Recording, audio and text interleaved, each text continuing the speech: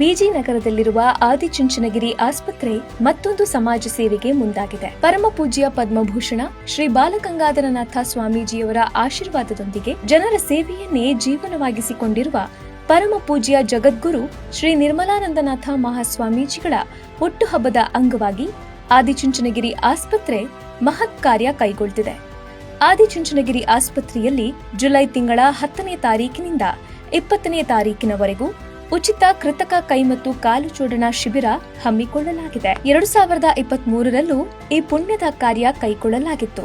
200ಕ್ಕೂ ಹೆಚ್ಚು ಜನರು ಹೆಸರು ನೋಂದಣಿ ಮಾಡಿಕೊಂಡು ಉಚಿತ ಶಿಬಿರದಲ್ಲಿ ಅಂಗವೈಕಲ್ಯಕ್ಕೆ ಪರಿಹಾರ ಕಂಡುಕೊಂಡಿದ್ರು.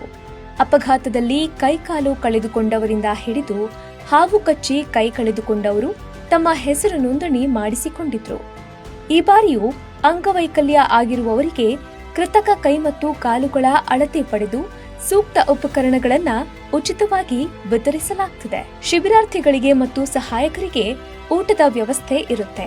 ಜೊತೆಗೆ ಜನರಲ್ ವಾರ್ಡ್ ಔಷಧೋಪಚಾರ ಉಚಿತವಾಗಿರುತ್ತೆ.